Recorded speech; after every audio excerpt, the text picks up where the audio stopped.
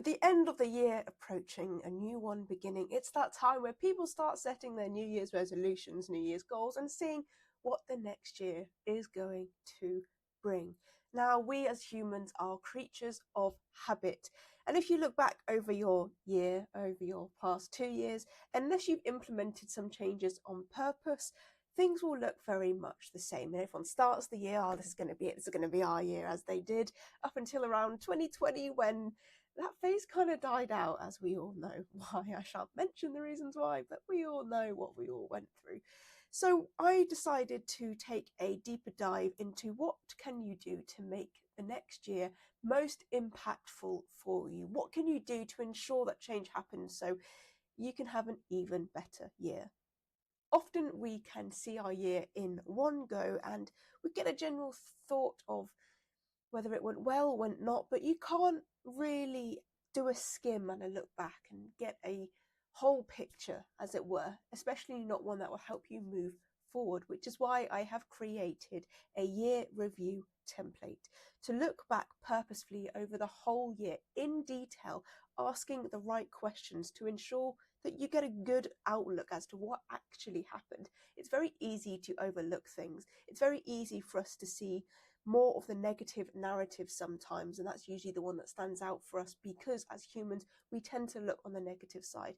We can see our big wins, yes, but it's very easy to miss the small wins as well. So that's why I have created this template, so we can ask the right questions and move forward with good intentions. So let's take a look at that now. This template will also be free for you guys as well to use. It's a Notion template. There will be a link in the description, so you can just copy that and have a look at that and go ahead and use this for yourself. You can use this template on Notion. Notion is free, so you can either use it on that or you can just take the questions that you want and note them down and go on and so forth. But I've created this template so it's easy to use. First thing you will see on this is this video right here. So if you ever need to go back and go through parts of it, you can do that. But under each section, as you'll see, there will also be call outs which should explain what you need to do for each part. So first I started with a year album, and I did this because it's very easy for us to pick up a phone now, pick up a camera and take lots of snaps. It's not a case of you've only got 10 photos or not a lot of memory, so you have to really pick and choose what you take photos of. Now you literally just whip out your phone, take a photo and on you go. So this is a chance for you to go through all your photos and see moments and memories that you captured and shared and put them into this album here, just so you can relive those moments, relive the times you took those photos and what you were thinking and experiencing in that moment. Again, it's trying to bring yourself back and relive certain parts so you can get a good outlook as to what actually happened, rather than trying to just vaguely remember back to a time when. So year album here. Then we are going to celebrate the good and put a minimum of 10 things into each of these categories. So things you have to be grateful for. A list of 10 things to be grateful for, and again that's throughout the year. What things that come to mind? Perhaps you spent time with your friends, your family, got more involved in the community, perhaps you picked up a new hobby. Things are perhaps, I don't know, new experience, whatever it may be. 10 things here to be grateful for this year. 10 things you achieved. Again, these can be big or small wins. It could be that you got a new routine and you stuck to it, or you hit a health goal, or you hit goals in general, or you were more consistent in something. This is for you to give recognition to the big and small things that you do and really pat yourself on the back for it, because again, as I said earlier, it's very easy to overlook the small things. So here is make sure that you are acknowledging them, because then it gives yourself the recognition that you deserve, right? It's easy for us to try and find recognition from external sources, either our friends or our family or business partners, colleagues, our clients, just to get that feeling of recognition that, you know, that we worked hard and we want to be seen for it, because you deserve to be seen. But it means that you also need to see yourself as well first and see for yourself the work that you are doing. So give yourself that recognition and write 10 things or more. Of course, there's not a limit of 10, you can write more, but don't do any less than. This is to really, and it might be difficult at first to try and get out some of these things, but that's the whole part of the exercise, is to really force you to think about what you have done, right? So at least 10 things, if not more. This year I learned. What are 10 things that you've learned this year? There's a famous saying, every day is a school day. So that's 365 days. So you probably learn something new at least once every day. So that's 365 things, but we're going to limit it to 10. And if you go in with that mindset, if you're struggling to think of obvious things that you've learned, do that 365 day. What did I learn today? What have I learned today? What did I learn yesterday? Because again, it's all the small things, right? All the compounding knowledge. Perhaps you read a book that you can get knowledge from as well. If you haven't, read a book. They're good for you. But that's it. 10 things for these 3 things that to fill out. Thoughts about the year. What is your general thoughts and feelings? At this point, as I said, it's very easy to vaguely look back across the year and have a general feel for it. So this is where you start that process of saying what your general thoughts and feelings are. Again, this call out here, go through the months and give your thoughts about it. You can use monthly reviews and planning overviews to help, maybe to-do lists if you have a current way of tracking what you do and how you do. If you skim over that to see what your general thoughts and feelings about what you did and how you did them are. Any lessons you can take away, obviously to the part above as well, but just your thoughts and feelings here. You can bullet point, you can mind dump, whatever works for you. Just try and get as much as you can out, because what we're doing here is laying the foundations for next year. Knowing how we felt about this year is going to help us move forward to next year, to ensure that what we do intention-wise is setting things to move away from any negatives, move towards the positive, and build on what we did this year, and have that compounding effect. So thoughts and feelings here.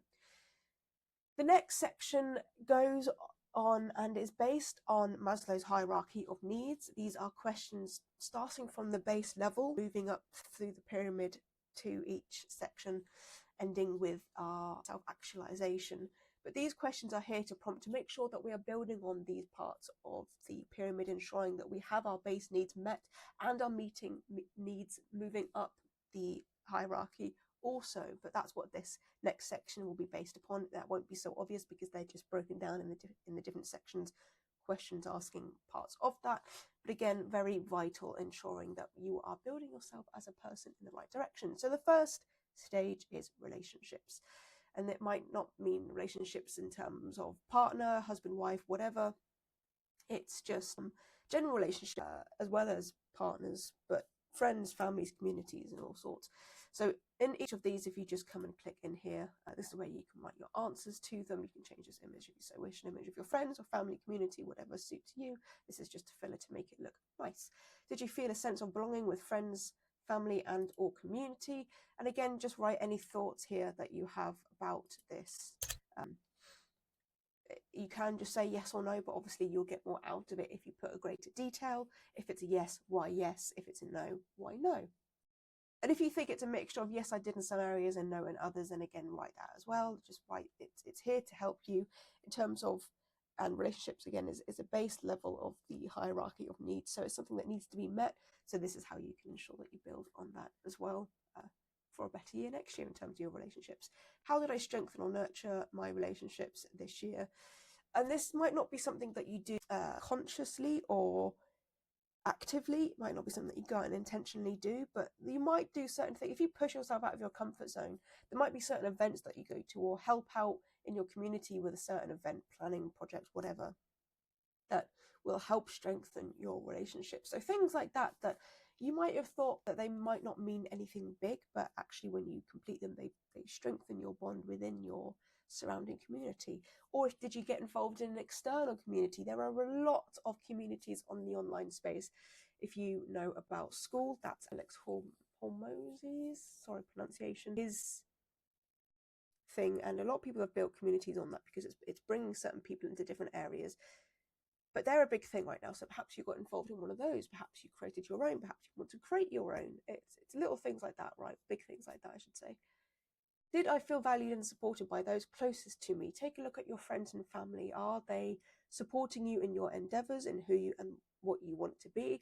Family, it's a bit hit and miss. Sometimes they are very supportive, sometimes not so, and there's not a lot you can do about that in terms of you can't choose your family, and you might not be able to sway how they feel at the early stages.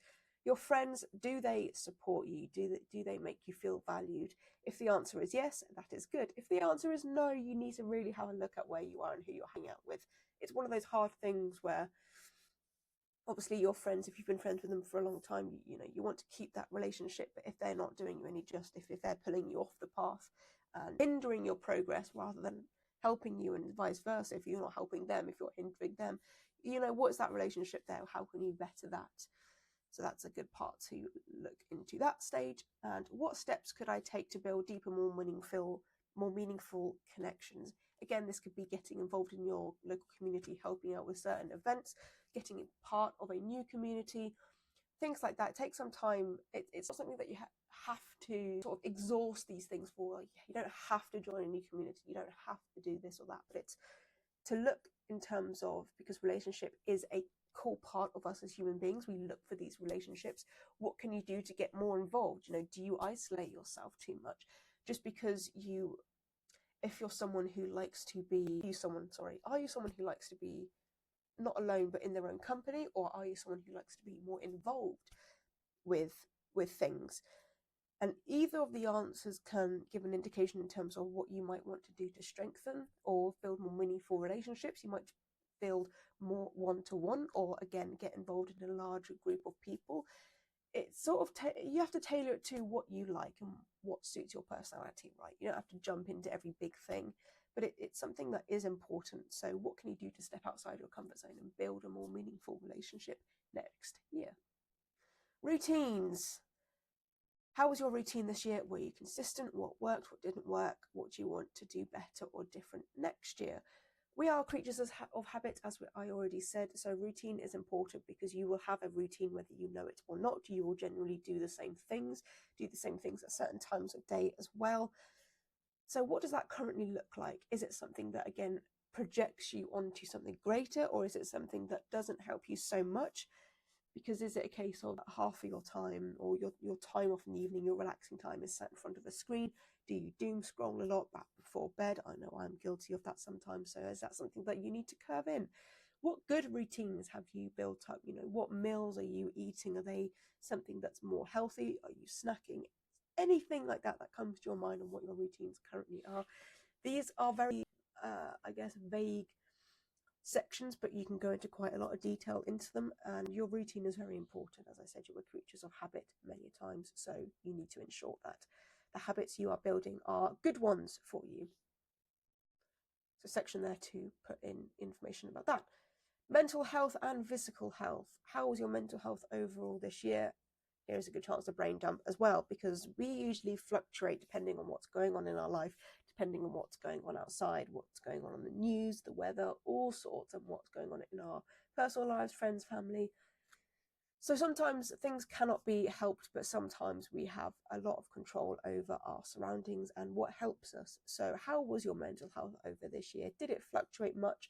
Was it pretty consistent? Did it get better? Did it get worse? And why? This might be a bit of a difficult subject if you have had some difficulty, but it's a good chance to reflect on how you reacted in these moments as well.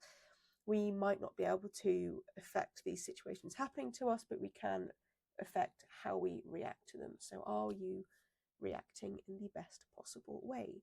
There's no point suffering twice. Physical health. How was your physical health? Were you consistent? Could it be better? What did you have any goals that you met? Did you set any goals in the first place? It's something that your physical health is obviously important. I don't need to go on about this, but is it something that you're actually taking into consideration? Are you actively pursuing things that make you more active? Are you ensuring that your body is in a good shape? And it doesn't mean the best shape it can be. You don't have to go and work out 7 times a week to make sure that you're the fittest, strongest. It's just making sure that you're taking the steps to ensure that you're in a good place physically. Are you looking after yourself physically? Are you eating the right foods? Are you getting exercise? Mostly daily, even if it's going for a walk around the block. Are you getting out? That is the important thing. So whether you had goals or not doesn't matter if that's not your focus, but you should have some sort of focus in terms of putting your physical needs first at points. So make sure you are taking note of this and don't just disregard it. It is important. Next stage is the financial stage. How much did you invest? How much have you saved? And your general spending. So have you invested this year? And this is investing into something that's going to build your money for the future. So stocks and shares or premium bonds, whatever it may be. Have you put any money to build on to your future? If not, why?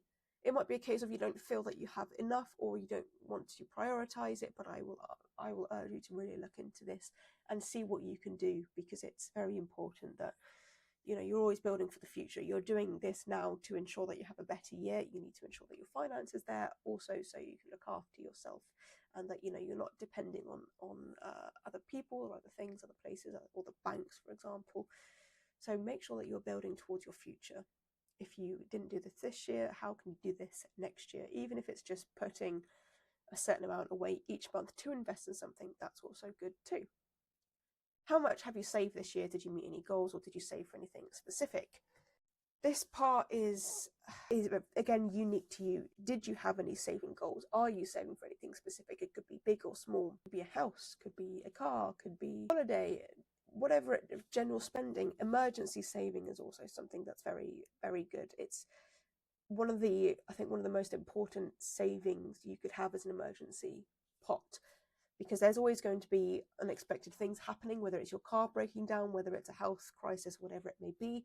It's always good to have an emergency fund aside, so you have that pot there should you need it. And that's a pot that you put into, but do not take out unless it's an emergency, hence the name.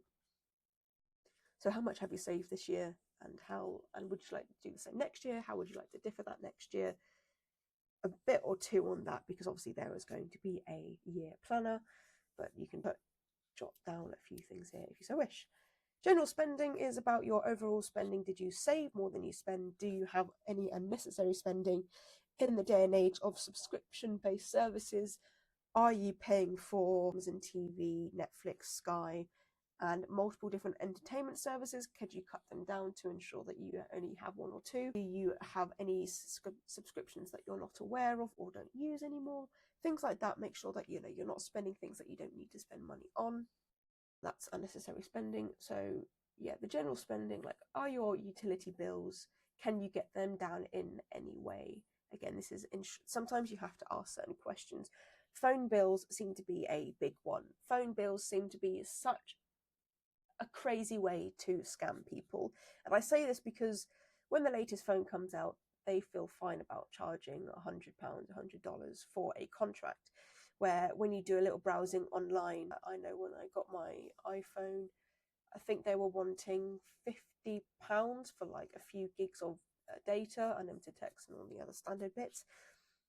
And I looked online and I found a deal for, I think, £25, £30 for unlimited data for the same phone for the same time. It's like that's 20 to 30 quid saved there a month easily, just by looking around and seeing better deals, and then going to the company that you can get that deal from and saying, why on your site are you offering this when elsewhere I'm seeing this?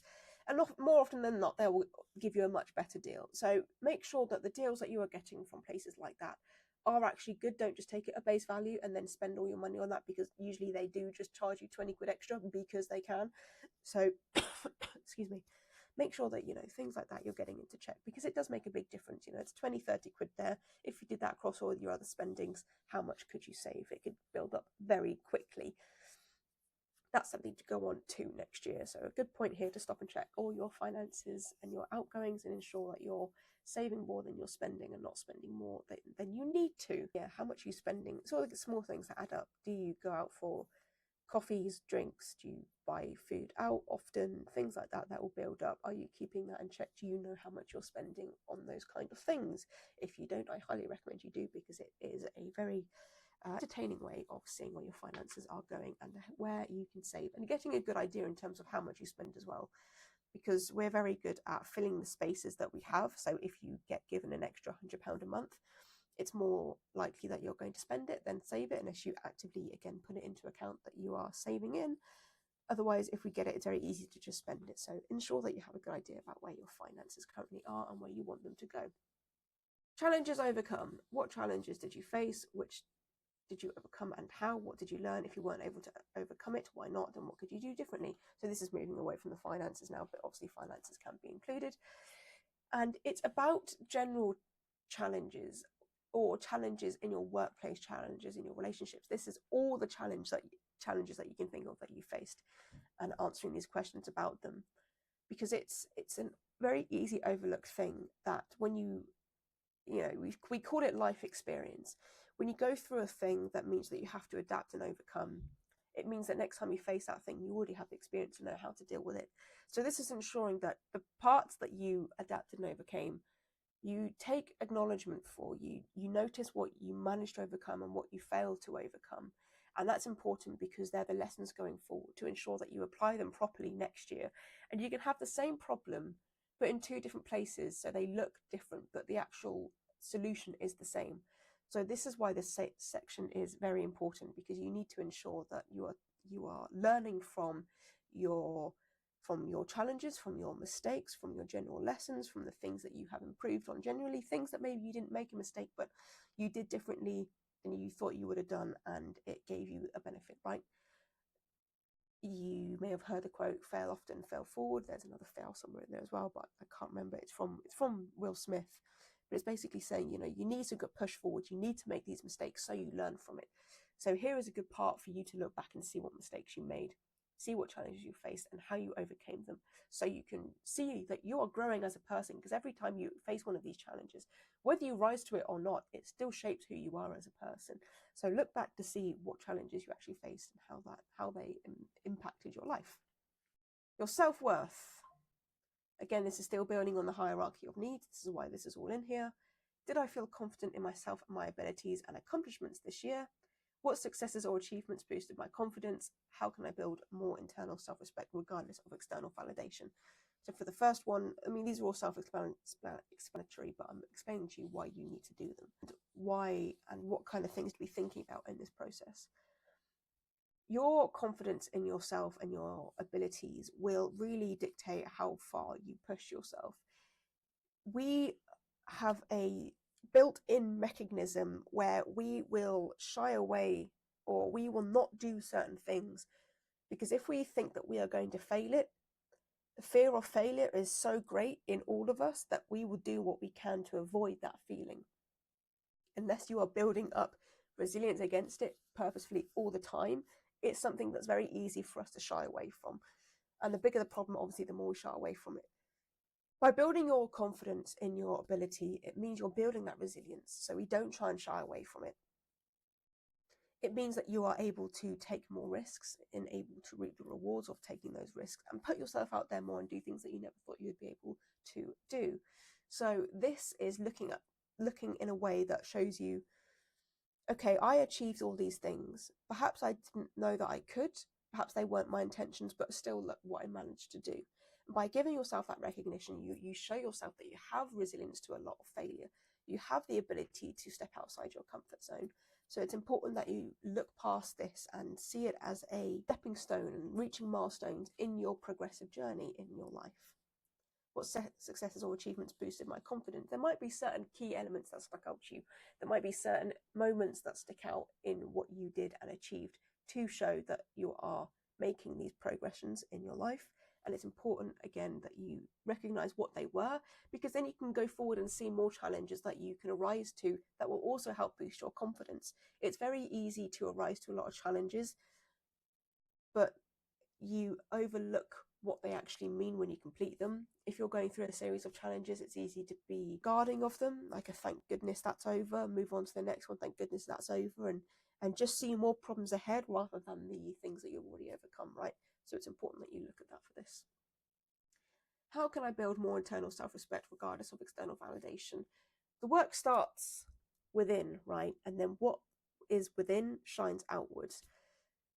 And it's very easy for us to try and look for external validation in places, as I said earlier, looking for validation from your clients, your colleagues, your friends, your family. If you're trying to please them first without looking inwards, ensuring that you are having a level of respect and a level of internal recognition, trying to meet the needs of different standards, like your friends and family might be similar, but they might have different values, right? And trying to meet their needs before your own could possibly pulled on two different value sets, could try and pull you in two different directions. So you need to be aware of who you are and who you want to be, and ensure that you're having a level of respect that pushes you towards that, and understand who you are and who you are trying to become. So build what is inward first before looking outward. New experiences. What new experiences did you have this year? Did you learn anything new from said experiences? This could be planned or unplanned. You know, you could have met someone unexpected and they could have brought you on a whole new experience. You could have planned to do something out of the ordinary for you. Whatever you did or perhaps didn't do, put them in here as well. There's bound to be some new experiences, because, you know, life always throws curveballs. So these could be anything, again, in a list or as a paragraph, whatever works for you. How did you experience it? What did you think? What did you feel? But again, importantly, what did you learn from new experiences?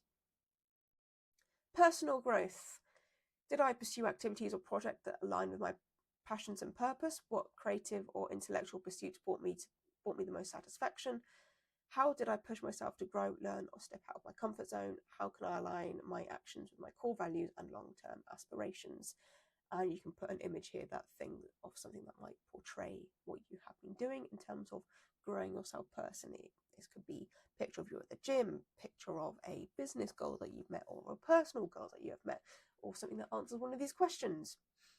But this is to really look at how you are growing as a person, and assuring that you are aligning yourself, understanding who you are, and aligning yourself and your activities with that. Again, I mentioned earlier about you might be someone who prefers more one-to-one than group activities, I guess you could say. Are you aligning yourself with that? Are you putting yourself in positions where you're working one-on-one, or are you forcing yourself to go in these bigger environments that, yes, okay, might push you out of your comfort zone, but also hinders you because it drains your social battery, and you know, you can only withstand so much of it.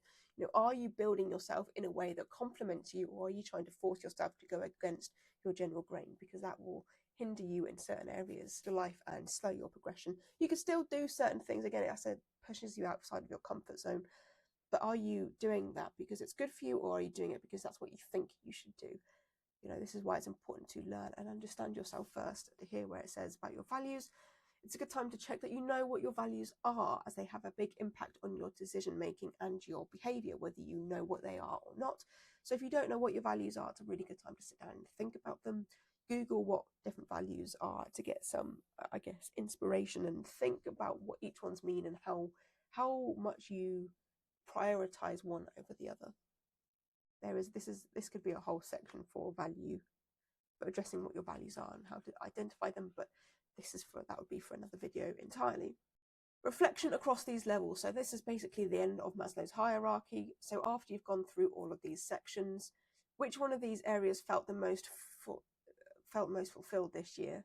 Which level do you feel is most fulfilled? Where do I see gaps or unmet needs? How can I balance these levels to achieve more holistic sense of well-being? So gaps or unmet needs, perhaps you completely ignored, perhaps you didn't take any new experiences, you kept things pretty consistent. You know, that new experiences are good because, again, they help you grow, they help you do things that you wouldn't otherwise do. So perhaps you need to pay more attention to that. Again, any of these sections could be something that you may or may not be putting intentional effort into, and sometimes we don't, they just happen naturally, right, as I said.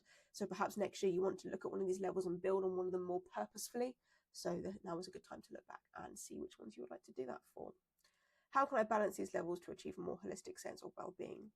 If you're trying to focus on all of them at once, that's going to be quite difficult, right? But sometimes you can focus on one, it will have a knock-on effect. So start off with what you're wanting to prioritize. See what you are currently doing and how you can integrate things in a way that is inclusive and they build on with one another. So, for example, new experiences can help you find a new community, a new group of friends to be around with, so that builds on relationships. Pursuing activities or projects could bring you a new experience, and you could do that with the people that, you know, bring you closer to. So you can tie these things up all together. So ensure that you're not trying to do them as a separate entity, but in a way that helps you create a wholeness within them all, right? This is going to be reflection across each month and each quarter. I suggest to, if you have a way of looking back, like if you have to-do lists or something that, or way to remember, it might be a photo. So you, for under each one, I would put a photo from each month that represents something most to you, right? General thoughts and reflections. This is a good way to see patterns across the whole year, because as I said, it's very easy to look vaguely back, and we've answered some questions now, or a lot of questions now, that give you a lot of detail.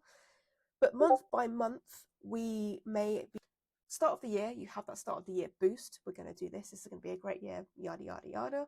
13 weeks in, so by the end of the first month into the second month, that's usually when that momentum slows down. And unless you've got something that kicks it up, that's when it sort of drops. So what happens in these two periods? Bring on spring and summer. Spring is a great renewing time, a time where people get up there. Yeah, it's that summer, get up and go, summer bod, getting into action and all that. And then the summer comes and the sun's shining and we want to be outside. We don't want to be stuck inside working. So these might be, this is for me personally, I definitely see a shift in productivity, shall we say. So I know for next year, I need to do something around these months to account for that. I need to have a system in place that's going to ensure that this doesn't drop off entirely, that I still continue to do the things that are helping me to move forward, so I don't have gaps in my year, right? And then coming out of summer into the autumn months, I love autumn. So I find myself going into that cozy time to dive down, deep dive in and get my work back up and running. What reflections do you have in these parts as well, in the different quarters? Again, with the photos attached. October, November, December. Again, for me personally, I know that this is the last stretch of the quarter, so I dive in head first and I say what I want to achieve for the last quarter to make it as much as an impact as it can be. But I also know that I get this boost in October, and by November it floats off a little bit. December kicks up because it's Christmas and it's the new year. So it kind of goes up and down, right? Up, down, up. What can I do better next year to ensure that it stays consistent throughout the whole part, right? These are questions that I'm asking myself because I've done the reflection and I know what happens throughout my year and I can see these patterns. And that's what's really strong about this, is seeing the patterns, because they are more than likely to repeat next year, especially because it's, seasonal for me. It's, that winter bury down work, that spring step to that summer lull, to the autumnal push forward and end of year hype, right? I recognize that in myself now, so I know that there's I guess you could call it a problem for parts where it slumps down, but because I know what the problem is, I can work out solutions, right? And try the different solutions and see what works and what doesn't. So this is quite important. But again, you can do it as this could be like a few bullet points. This is for you to fill out how you see fit to fill out. This is just a template to give you the prompts to move forward, right? And this is great because you can then reflect as you go on throughout the year. Okay, well, this February, I did yada, yada, yada, and I felt yada, yada, yada. And then when February appears next year, you can reflect back and see how similar they were, if it's for the same reasons, right? It's a really interesting comparison to see. You don't know where you're going to be from a year on now, but if you know where you are right now and they compare that when you're in the same place next year, how does it look? Did you, set out goals? Did you work towards them? And if you did, it would put you in a much better position. But if you set goals and didn't work towards them and didn't do anything about them, you'll be in a very similar position, right? So you can see that in the reflection. Are you making progress? This is a good way to see that. The final stage for next year: start, stop, keep, and tweak. So with what we have learnt, use this to decide what you will do going forward. Don't give yourself too much to start, as it can be overwhelming when looking at things to stop. What didn't you enjoy? What didn't give you fulfillment? Remember, you can start by reducing too. You don't have to go cold turkey. Be realistic, make things smaller so they are manageable. This part, however, is arguably the most important part. For each habit you create, you can open it as a page and write in more detail. So this isn't a plan for next year. This is basically looking at the routines and habits that you currently have and looking at what things you want to start, what you want to stop, what you want to keep, what you want to tweak. Realize that building habits and routines take time because they're something that's done as a ongoing process. So it's very difficult to be, okay, well, I'm going to stop sitting around 24/7 and I am now going to read every day, run every day, work 8 hours a day and eat 3 meals a day that are really healthy, and trying to add all these things at once, right? Although that's really good for you, it's just so difficult to do it all at once because you're completely shifting and changing how you currently do things. And if you don't want to get rid of anything that you're currently doing, you just want to add things instead, that's also going to be really difficult because you have 24 hours in a day, and if you currently fill all those 24 hours, if you just try and add things in without taking things out, it's going to be difficult to manage, right? And you'll burn out faster than you'll make the progress. So if you're starting things, ensuring that you're also stopping things, and stopping things could be a simple thing like doom scrolling. Are you spending too much time on social media? Does the social media actually help you? Does it bring you in money? Or are you just using it to pass time? Because if so, then that's something that's easily to get rid of. Delete all the apps on your phone, the ones that you don't need, don't use, whatever, and then you can start something new because you have now created that time to do so, right? So make sure that, things that you want to start for a reason that's going to help you and you want to do, rather than you just think it's going to be good. It's very easy to add things that you want to do because they're good for you. But if you don't want to do them, again, the more you add, the harder it's going to be. So ensure that you build it towards your character and what's going to help you. If it's going to be a big step forward, say reading, if you want to read more books, but you currently read no books, it's going to be a hard thing to take on, right? Especially if you do things that are a reward-based thing, because reading is actually something that you need to be able to sit down and do and have the discipline to not get distracted, to build the habit and do it consistently, rather than read a book and that's it for the whole year, right? If you want to keep on top of it, you need to ensure that you have processes in place to do that. So how are you going to do that? Click new page here and write what you're going to do and how you're going to ensure that you achieve it. Stop. What things are you going to stop? I just mentioned doom scrolling. So stop. It can be very simple. Doom. Then you open this page. How am I going to stop it? You can do a app limiter. You could delete the app entirely. Time limit, like no social media between 9 to 5, so you had that time to concentrate, right? Things like that. But you need to see what will work for you. I tried the app limiter where after I used it for a certain time it would cut off, but I was really bad at sticking to that. A lot of the times I would just click ignore and carry on. By deleting the apps, that worked because they just weren't, it's my habit is just to pick up the phone and click on an app, right? Once I click on the app and I start scrolling, then that's what gets me. If there's no app for me to click on, that's fine. I don't look for it, right? So I know that works for me. It might be different for you, but that's how you can fill out that. But yeah, just create a section like that and away you go. Things you want to keep. What worked well this year, and also write why it worked well. It could be you do something at a certain time. So for example, I know that my workout time, it's best for me to go to the gym in the morning because I sit at a computer all day. By the time I've been sat down for most of my day, I am in a flow where I just want to be sat down doing my work. It's very hard for me to get up and go in the afternoon when I've been sat down all day. Whereas if I go to the gym in the morning before I've been sat down for a number of hours, I have a much more easier time to do it because I haven't been sat down for so long. I don't have that. I can't be bothered mode, basically. I know for me, in the morning is good. So keep things like that for me. Same for you. It might be you might do a certain thing at a better time of day. You're going to just keep on how it's going because it's going good and it's serving you well. Tweak. Things you want to keep but need improvement.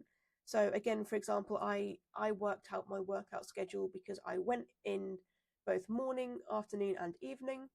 Evening was good because I went with friends, so that was good because you had people there to encourage you and accountability and you were working together. But that worked then because that was the only thing I was doing, whereas now because I have another hobby that I do 3 or 4 times a week, it's not viable for me to go in the evening anymore because I'm doing that instead. Again, in the afternoon, I just mentioned why that was a bad thing. I tried that a few times and it very inconsistent. Whereas in the morning, get up and go, I aren't fighting with myself as much, so I know that's the best time for me. So if it's something like that for you, that you just need to tweak the time, put that in there.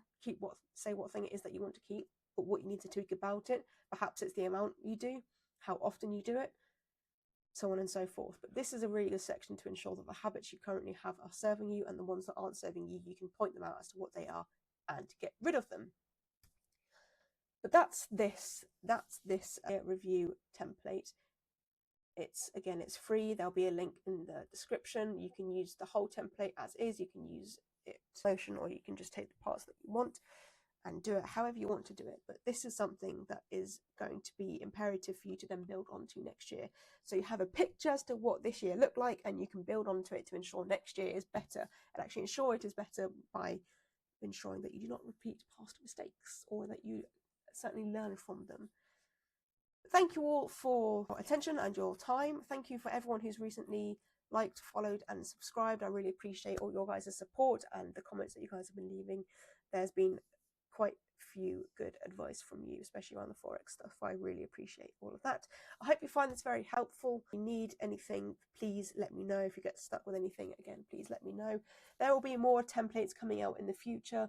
There is the main one that I use to track all my progress and track all my templates and reviews, which is very helpful. So there will be more on that in the future. But for now, that's it from me. Thank you all very much. I hope you have a wonderful day. And if I don't see you, have a wonderful Merry Christmas and a Happy New Year. And I'll see you all in the next video. Goodbye.